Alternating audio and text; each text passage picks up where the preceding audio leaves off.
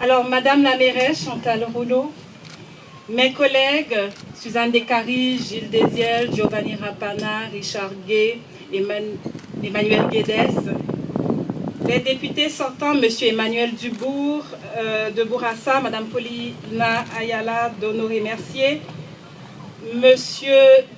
Marc Tanguay, qui est député de La Fontaine, M. Kurdi Larèche, consul-chef d'Haïti ici à Montréal, M.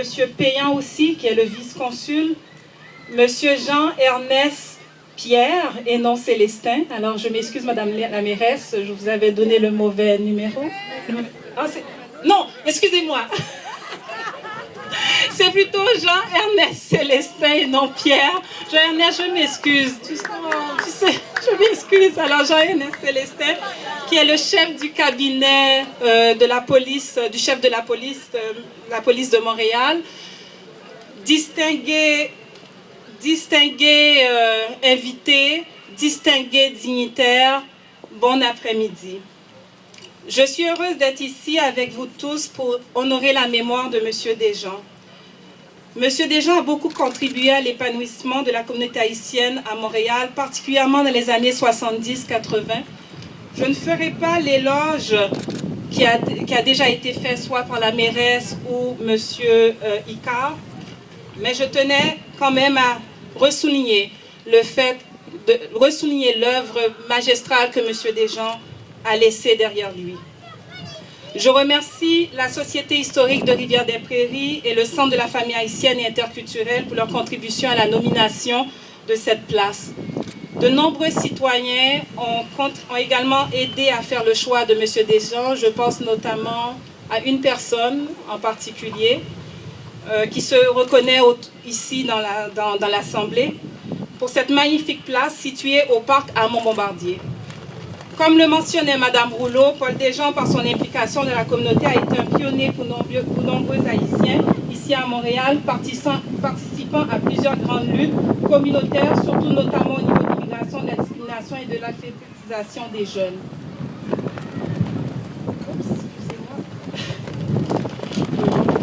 Composé principalement d'enseignants et de médecins fuyant Haïti, la première importante vague d'immigration haïtienne arrive à Montréal au début des années 60.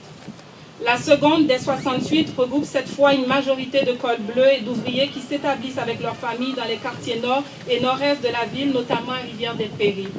En 2014, la communauté haïtienne de Montréal comptait plus de 100 000 membres actifs dans de nombreuses sphères d'activité. Et elle est la communauté ethnoculturelle la plus importante à Montréal maintenant. Ici, à l'arrondissement, la communauté haïtienne est très impliquée. C'est ici qu'on retrouve, après Saint-Michel, après Montréal-Nord, une forte proportion des membres issus de cette communauté. Cette communauté a grandement contribué au développement économique de Rivière-des-Prairies. D'ailleurs, on compte plus d'une vingtaine de commerces et industries ayant pignon sur rue dans le quartier de Rivière-des-Prairies. De nombreux artistes, sportifs, des personnalités publiques sont issus de Rivière-des-Prairies, dont entre autres Mme Martine Chatran, qui est cinéaste d'animation, qui a présenté ses œuvres en février 2015 à la bibliothèque et qui, je crois, est présente. Mme Martine Chatran, la voici en arrière, merci d'être là. Monsieur Roger Boiron, je pense qu'il est là aussi. En fait, la famille Boiron, ça fait depuis les années 70 qu'ils sont ici. Et M. Roger Boiron est un habitant du quartier depuis, donc, comme je disais, les années 70 et qui avait aussi présenté son documentaire au Centre récréatif en 2012. Son frère est ici, Frédéric Boiron, merci d'être là, un activiste, un militant pour la cause de la communauté haïtienne. Merci d'être là. Bien sûr, j'ai aussi mon cher collègue, M. Franz Benjamin, qui est ici, qui est en fait président du conseil de ville, qui est aussi conseiller de ville à Saint-Michel, qui est auteur, poète, premier noir élu président du conseil de ville, qui habite ici à Rivière-des-Prairies. Merci d'être là, Franz. On a aussi M. Henri-Robert Durandis, qui est commissaire scolaire. Je ne sais pas s'il est là. M. Henri-Robert Durandis, qui est aussi résident ici de Rivière-des-Prairies. Il y a aussi Mme Nirva Kasséus, qui est ici, assise là, qui est une ancienne présidente du conseil d'administration du Centre de la famille haïtienne interculturelle, pionnière des œuvres socio-communautaires en faveur des jeunes et des familles sur les territoires. Et je vous dirais, il y a plein d'autres personnes aussi qui sont résidents de Rivière-des-Prairies et issus de cette communauté. À titre de première conseillère de l'arrondissement d'origine haïtienne, je dois dire que je suis émue devant cette belle mobilisation pour l'organisation de la fête d'aujourd'hui. J'ose croire aujourd'hui représente un précédent, que dans les années futures, la communauté haïtienne se souviendra qu'elle est capable de rassembler, d'inviter toute la population de l'arrondissement à célébrer cette culture si exceptionnelle qui la caractérise. Je souhaite de tout cœur que ce lieu soit utilisé par tous les résidents du quartier et même ceux qui ne sont même pas du quartier. Donc, j'ose espérer que les gens autant de Laval, de Longueuil, des Rives, bref, de partout viennent afin que chacun de vous puisse y prendre du bon temps entre amis et en famille. Vous savez qu'ici, à chaque été, il y a de nombreuses activités qui sont organisées par nos services. Alors, c'est vraiment un lieu de rassemblement, un lieu familial, un lieu festif. Alors, elle se veut donc un lieu où tous et chacun pourront discuter, s'entraider, profiter de la vie comme l'aurait probablement voulu M. Paul Desjans. Merci à tous maintenant d'être ici. Je voudrais souligner aussi la présence de nombreux organismes de la communauté haïtienne, dont notamment le Centre Arrivé. Il y a Madame Piou qui est ici, il y a Madame Marjorie Villefranche de la Maison d'Haïti.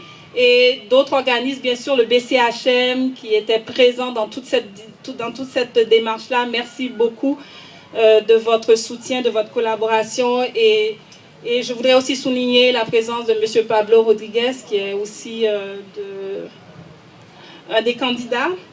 Et donc, une fois de plus, merci bien sûr au comité organisateur qui est composé des organismes, le phare, le CFHI, Équipe RDP, le Centre de développement éducatif et d'habileté sociale, Fondation Aide aux nécessiteux, la Maison des jeunes et CACO.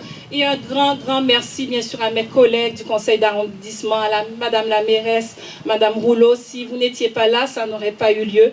Et finalement, le merci aussi à nos services de communication et de la culture qui sont responsables aussi de cette belle activité et surtout à vous qui avez répondu en grand nombre à cette belle invitation. Donc une fois de plus, un bon après-midi. Restez sur place, il y a encore plein de choses qui ont été préparées pour vous. Merci.